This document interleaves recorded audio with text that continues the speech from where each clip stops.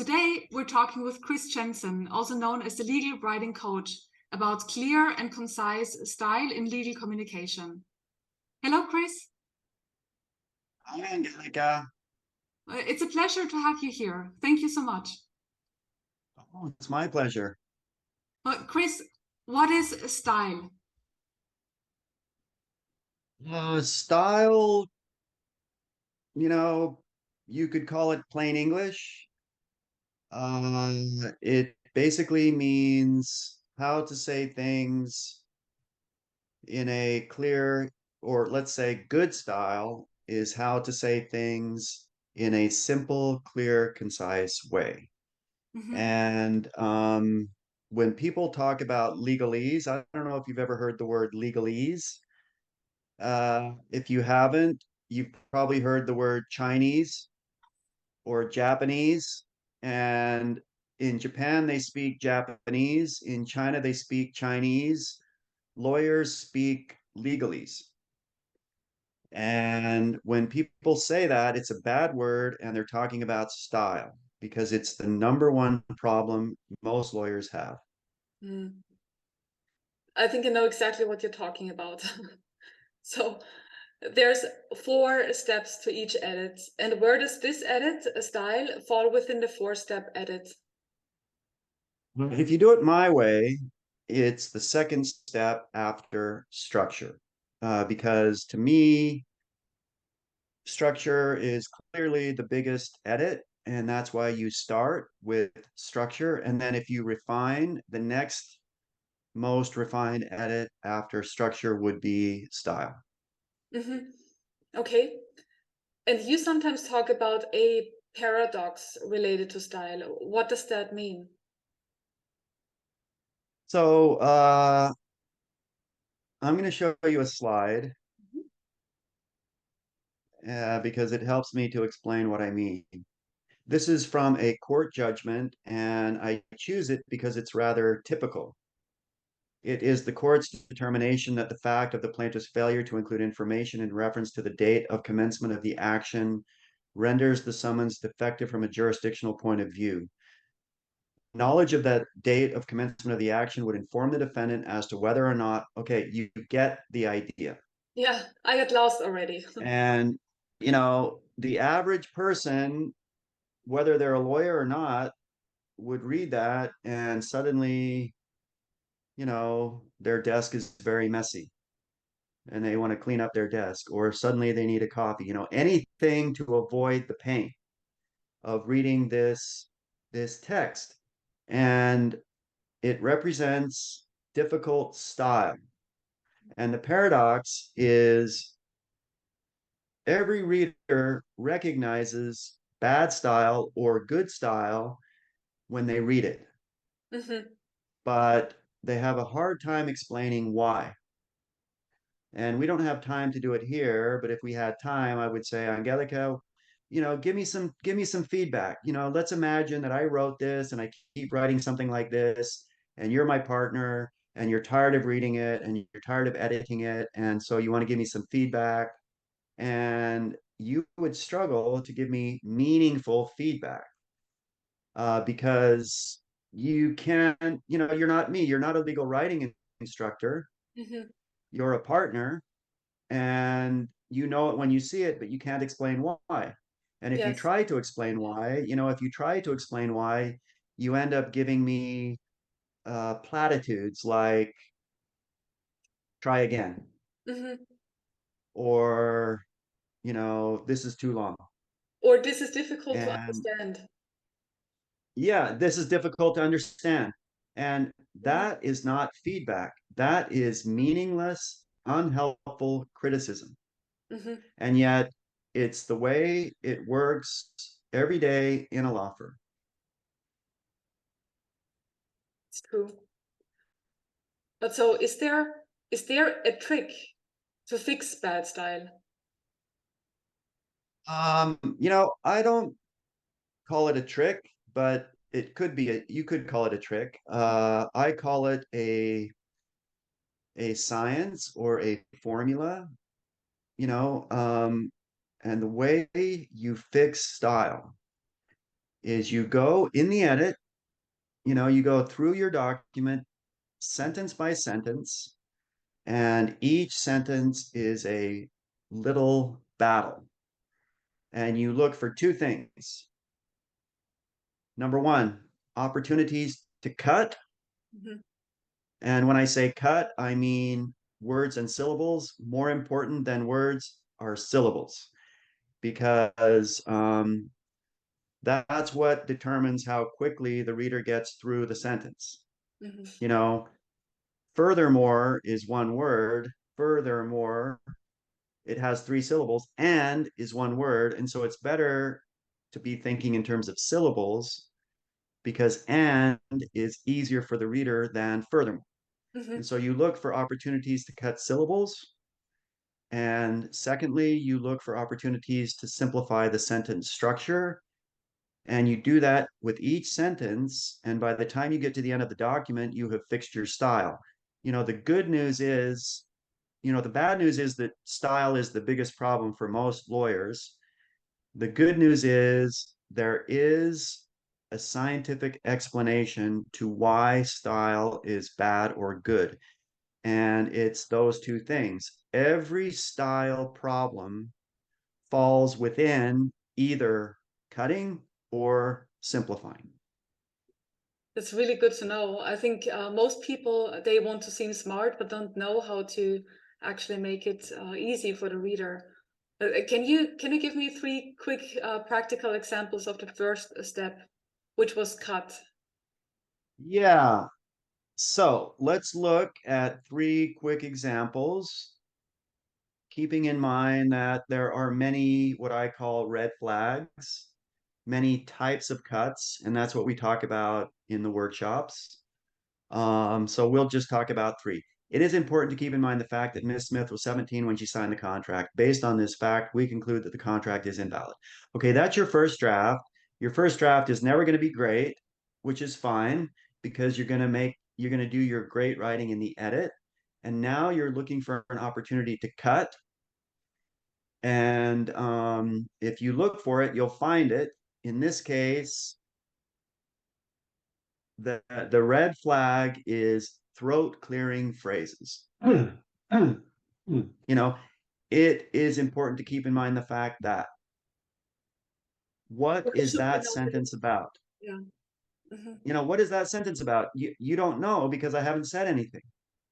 I'm just clearing my throat, on paper, getting ready to actually say something, and then comes the subject and the predicate. Miss Smith was 17 when she signed the contract.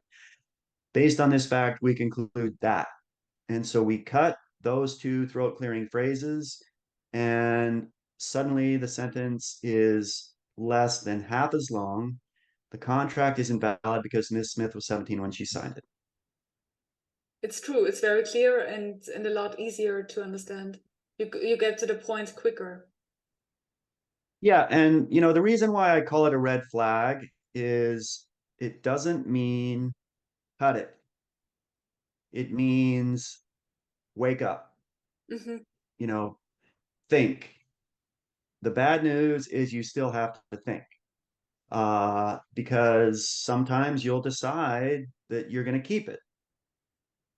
It's a case by case basis. We conclude that sometimes you'll say that. But if you don't have a reason, if you don't have a good reason to say it, cut it, because if you don't, you're wasting the reader's time. Hmm. Uh, and by the way, another reason why it's a red flag is because it's so common in legal writing. It's true. I see it a lot. Sentences like always, So, like it should be noted that. yeah, it should be noted that, it must always be remembered that, we must never forget that, and by the way, this is a very easy red flag to spot, because it's almost always at the beginning of the sentence. It almost always ends with the word that. And now you're awake, and now you see it, and you can ask yourself, do I need it? And if not, you cut it. Yeah. Okay, this is the next one. The reason why I might miss the deadline is because I'm checking for violations of the code that could possibly result in criminal prosecution. If referred to the appropriate governmental authorities, I promise it will not happen again in the future. And, if I gave you some time, you would come up with cuts. I'm going to give you the answer. Mm-hmm. The reason why means because. Mm-hmm. Could means possibly. And so these are redundant. If referred to the appropriate governmental authority is implicit, in other words, obvious. And it will not happen again is a promise, obviously, about the future, and you can cut it. And so another big red flag is redundancies and implied information, which often mean the same thing. Mm-hmm. I might miss the deadline because I am checking for code violations that could trigger criminal prosecution. It will not happen again. It's interesting. And if I asked you, Angelica, which would you rather read, the blue or the red? You would The blue one, of course. almost certainly say the blue, which is one of the great things about my job is I don't have to convince anybody uh, because it's obvious. If you're the reader, you prefer the blue. Yes. Just considering Finally, the documents. provisions of Law 22 do not provide detailed regulations in regard to IT security.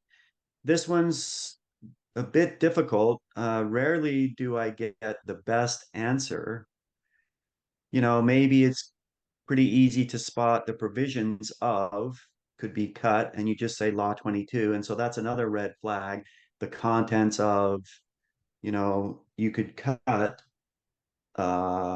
But the big cut is nominalization, meaning instead of provide regulations, regulate. Law 22 does not regulate IT security in detail. And so this is another red flag. We talk about many, but every red flag that we talk about is very, very common. And so there's a almost 100% chance that any participant in the workshop is at least sometimes nominalizing. And that just means that instead of the real verb, regulate, they add a suffix, regulation. It becomes a noun. You still need a verb, but it's not the real verb. It's a weak surplus verb. Provide regulation. And again, if you look at the blue and the red, everybody prefers the blue, not only because it's shorter, but it's actually much more interesting. It's more dynamic because it's the real verb in the position of the verb. Mm-hmm. It's true. It's incredible. It makes such a difference. Well, you said cutting was the first step, and the second step was simplify. So can you give me 3 quick examples of that, please?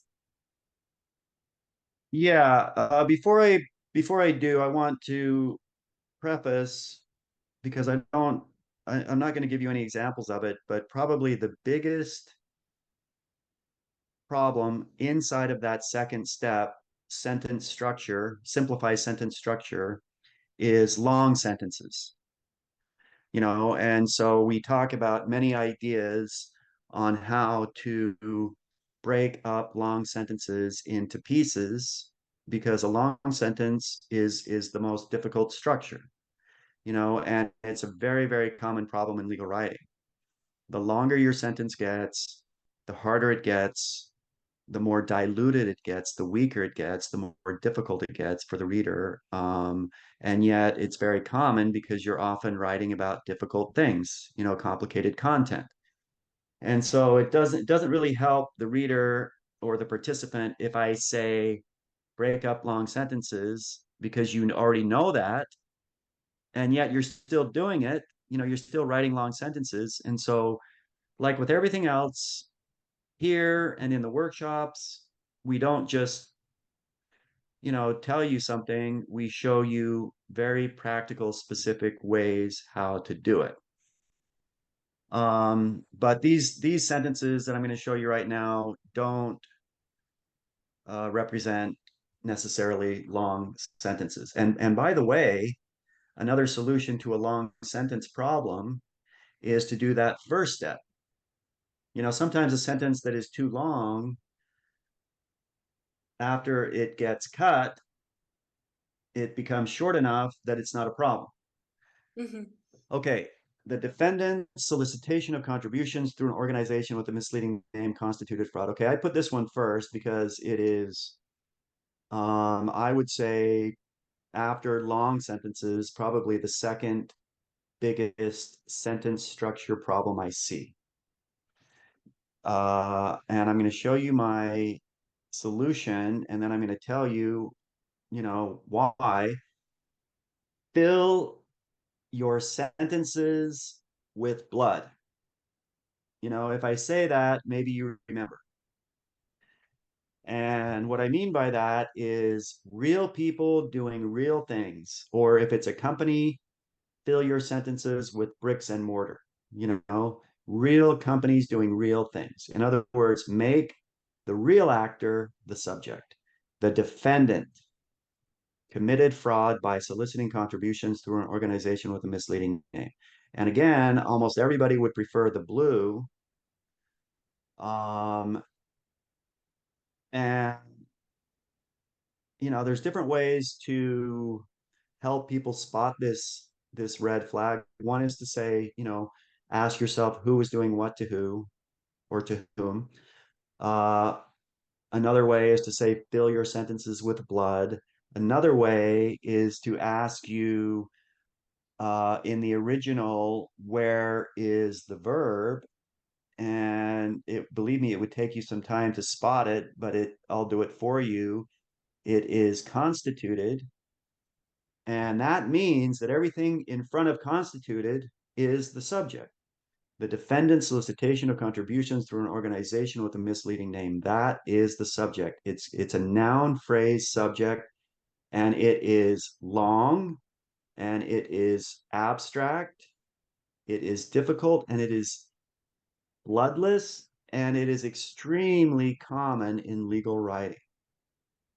Beginning the sentence with this bloodless abstract subject. The next one, the plaintiff's 5-year-old dispute against his former lender should be dismissed by the court with prejudice. Okay, a lot of people spot this one without too much trouble, but again, it's very common. It is passive, so generally prefer the active voice. The court should dismiss with prejudice the plaintiff's 5-year-old dispute against his former lender. An easy way to spot this, a red flag, is the word by. And of course, there are reasons that the passive exists. And so sometimes you'll use it, but in this case, and in many cases, there's no reason. And if there's no reason, don't do it. Mm-hmm. Again, you might spot this the same way. You could say, where is the verb should be, and that means the plaintiff's 5-year-old dispute against his former lender is the subject. And so there are two different ways to explain why this is a red flag, because it's passive or because it's bloodless. The court becomes the subject and it solves the problem. And then finally, this one's quite difficult. Pursuant to Section 8, quote, except when an applicant has failed to submit an application without material errors, benefits will not be denied. Okay, very hard sentence. And the two reasons why it's hard are, number one, it is double negative, triple negative, quadruple negative. And it is, quote, it's a quote. It's an abstract quote. And so what we do is we recast the sentence in a positive way. It means the same thing, but we say it without all of the negative words and phrases. And we also, instead of quoting, we paraphrase and talk about you. If you're the reader, if you're the applicant, let's assume you're the applicant. Under Section 8, you will receive benefits if you submit an application with no material errors. And again, that's a much more dynamic, interesting, easy, personalized sentence. Number one, because I'm talking about you instead of an applicant. And I'm talking about, you will receive benefits if you submit. Mm-hmm.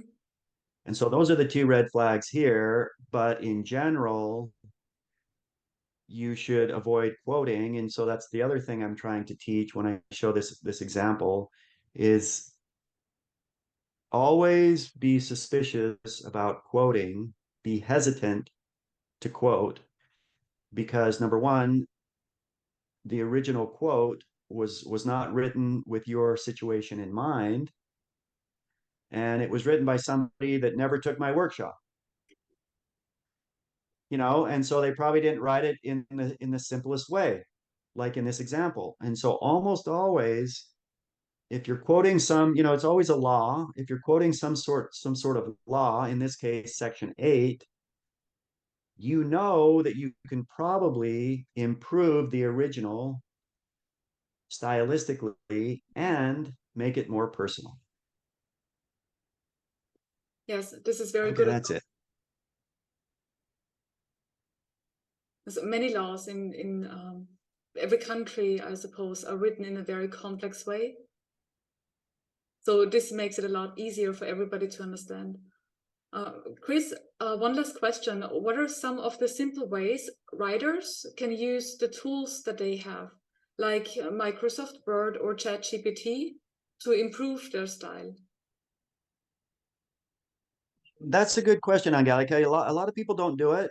You know, that's why it's a good question, because a lot of lawyers understand that when it comes to usage, meaning grammar, punctuation, vocabulary, spelling, that they can get help from different programs, different software, and they use it, and they should, but they don't often think or know or use these various tools that are available to help them with their style.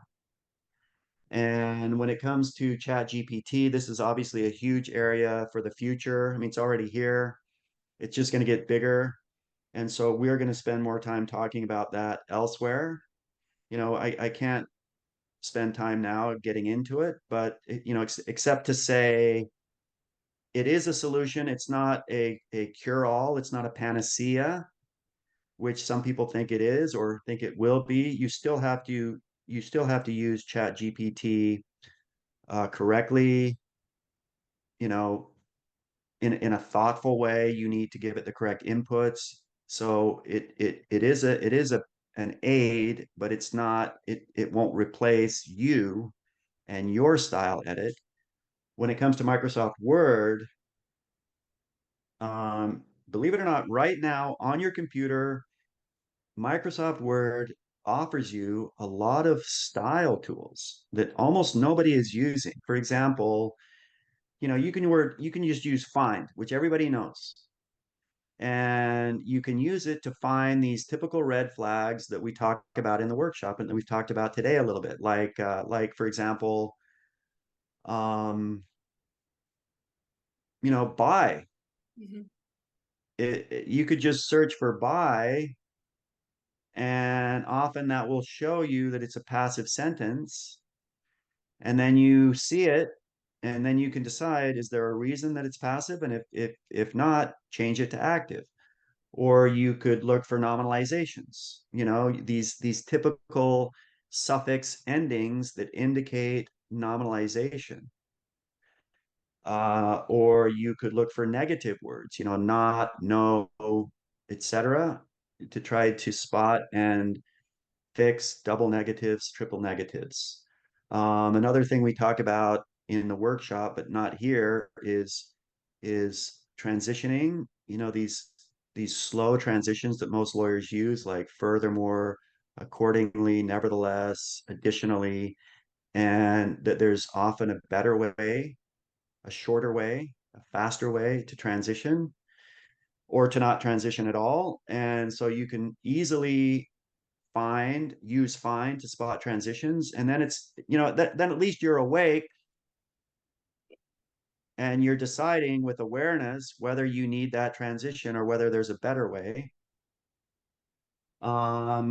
Another good tool that a lot of people surprisingly don't know about is if you see a word such as, I mean, any word that is 3 or more syllables should immediately raise a red flag in your head. For example, additionally, Mm-hmm. additionally, just means and. Mm-hmm. And this is the way it's going to happen for you. You're going to go through the document, and as you see these words that are long in terms of syllables, you're going to be suspicious. A red flag is going to go up in your head, and you'll ask yourself, is there a shorter, more natural synonym? Sometimes, and maybe you'll think of it, but often you don't. And so you put your cursor on that word and you right click your mouse, and there's a drop down menu and there is synonyms. And you click on synonyms and you see, a bunch of synonyms, and you choose the shorter one. Mm-hmm. And also within Microsoft Word is a thesaurus, so you could do it that way. Another idea is to try to make it a little bit fun, where you do your first draft, which I repeat is never going to be great, which is fine. And then you do a word count. And then you just say to yourself, I'm going to cut 10% Mm-hmm. of the words. And believe me, every first draft can be cut easily 10%. I mean, I actually think something more like 25, 30% is possible. And then you run the word count again, and then you like give yourself a high five. And then you can customize the way Microsoft Word proofs your document for style. Mm-hmm. And a lot of lawyers don't know that. And so you put in the time to set up your proofing options the way you want. And then you never have to change it again. And then every time you write a document, you're getting help from Microsoft Word with your style. And then finally, there's something called the Flash Reading Ease Test that I kid you not, in 15 years, I have met 2 people who have even heard of it, and it's there. And so look it up. If you ever have my workshop, maybe we'll give you somewhere, instructions, but otherwise just look for it on your own. It's there, and it gives you a reading ease score and other statistics about your style. Very, very interesting, very, very useful. Nobody uses it. And so you run the reading ease test. Again, maybe do it on your first draft. Mm-hmm. And out of 100, your score will probably be something like 20. And then you go through and you implement the science of good style, which we talked about. You cut sentence by sentence, and you simplify. And you do that sentence by sentence all the way through the document. Mm-hmm. And instead of 20 pages, it's now 15 pages and 15 pages of easy style. And then you run the Flash Reading Ease test, and I guarantee your score will go way up. This is impressive. I have never heard about it, honestly. So this is a very Believe you. helpful. This is very helpful, Chris. Thank you so much. Thank you, Angelica. I hope it helps. Definitely. I will try it out tomorrow. Good. So if you enjoyed this interview and you want to quickly and efficiently improve your writing, subscribe to our YouTube channel at the link or visit legalwriting.eu. Thank you for watching.